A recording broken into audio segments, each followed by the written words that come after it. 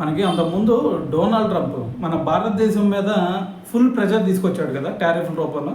So మరి దానికి reasons ఏందయ్యా అంటే చాలా రీజన్స్ ఉన్నాయి. వాటిలో భాగంగా ఒక రీజన్ ఏంది, వాళ్ళకి సంబంధించినటువంటి యుద్ధ విమానాలు F-16 అవ్వచ్చు, F-35 అవ్వచ్చు, వీటన్నిటిని కొనుగోలు చేయాలి అని చెప్పేసి కూడా చెప్పాడు. కానీ మనం అప్పుడు తీసుకోలేదు. ఎందుకు?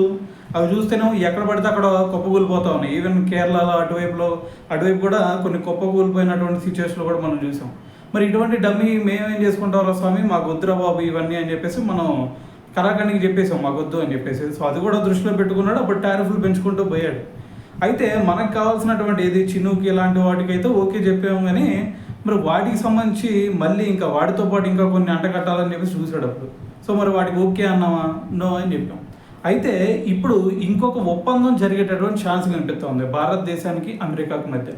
ఏది భయ్యా ఒప్పందం అంటే బంకర్ బస్టర్ బాంబుల్ని భారతదేశంలో తయారు చేసే విధంగా ముందుకెళ్ళాలి అని చెప్పేసి మన ఇండియా ప్రపోజల్ పెట్టబోతూ ఉంది. అయితే మరి దీనికి అమెరికా ఒప్పుకునిద్దా లేదనేది తెలియదు. ఎందుకంటే ఇప్పుడు దాంట్లో షేరింగ్ వచ్చేసరికి అమెరికా 49% తీసుకొని, లేదంటే మన భారతదేశానికి ఒక 51% ఇచ్చేసి, లేదు అంటే వాళ్ళే ఒక 80% తీసుకొని. సో ఎట్టి పరిస్థితుల్లో మరి దానికి సంబంధించినటువంటి వర్క్స్ మొత్తం కూడా మన భారతదేశంలో జరగాలి. వాటికి సంబంధించినటువంటి వర్క్ మొత్తం కూడా మన ఇండియాకి సంబంధించినటువంటి కంపెనీలకే ఇవ్వాలి అని చెప్పేసి ఒక ఒప్పందం చేసుకోబోతా ఉంది. అయితే మరి దీనికి డొనాల్డ్ ట్రంప్ అయినా సరే, అమెరికా అయినా సరే మరి దీనికి సానుకూలంగా స్పందించిద్దా లేదా అనేది తెలియాలి. సో మరి ఇది వచ్చేసరికి రేపు ఆగస్టులో కనుక ఫైనల్ అయితే నెక్స్ట్ సబ్ వర్క్స్ అన్నీ కూడా మన భారతదేశంలోనే చెయ్యాలి అని చెప్పేసి మన ఇండియా ప్రపోజల్ పెట్టబోతా ఉందన్నమాట.